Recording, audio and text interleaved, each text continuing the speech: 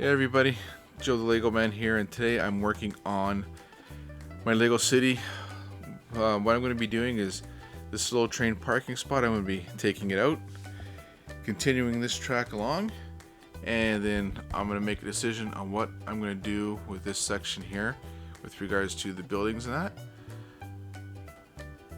So now I'm going to get started. Alright, so we have the Harry Potter buildings out of the way. For now, I just have them sitting on our build table down here, so they'll sit there until I figure out what I'm going to do with it.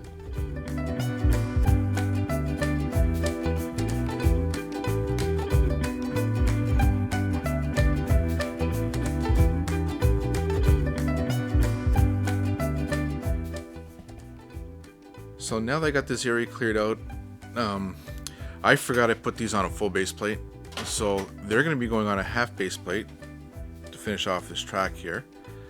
That way, that'll leave me a full 32 by 32 base plate area, 3 of them to be exact. Just because I want to move a couple buildings around, I think it's going to work out perfect. So I brought everything over to my build table to transfer those to a half base plate, but I realized I've used all my half base plates. Now, the Harry Potter buildings are sitting on half base plates, so I thought about taking them off and transferring to the full base plate, but quite frankly, that's too much of a pain. So what I will do, so in the city here, I do have half base plates mills plated up just to complete some of my green space. And I just happen to have 3 of them that are not built on. So I'm going to take these out,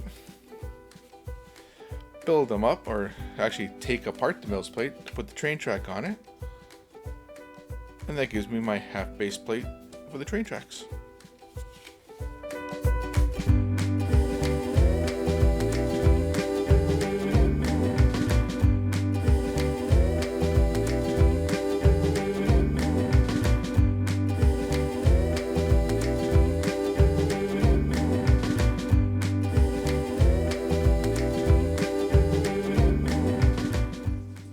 So now that that is done, I got my 3 train tracks on half base plates, and that frees up a lot more 2x2 brick and some 4x4 green plate, which is going to come in handy when I start my airport project.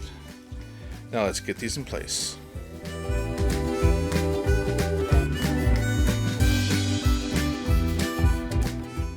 So now that I've got my train tracks in place, that gives me exactly 3 32 by 32 base plates to play with there. And you're probably wondering, well, why would he switch the train tracks from a full base plate to a half base plate? Well, it's quite simply, I wanted to do this, adding in the Avengers Tower and the Daily Bugle to this end of the city. And in the middle, I put a full mills plated base plate, and then with the train tracks, I mills plated the little gap that was there. So I think this is going to look a little bit better, because now as you come into my basement, the first thing you're going to see when you hit the city is the Avengers Tower, and right beside it, the Daily Bugle. Now both of these are the back of the building because the fronts will face the main street.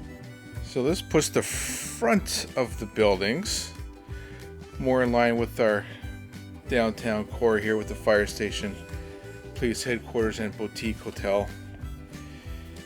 So it's not looking too bad. So where the Avengers Tower and Daily Bugle were, I put the 4 Harry Potter sets. What I did, instead of having them all lined up in a row, I put them back to back to kind of have them more of as a complete building. So we'll try that for a bit, see how it is. Who knows, it might change in the future.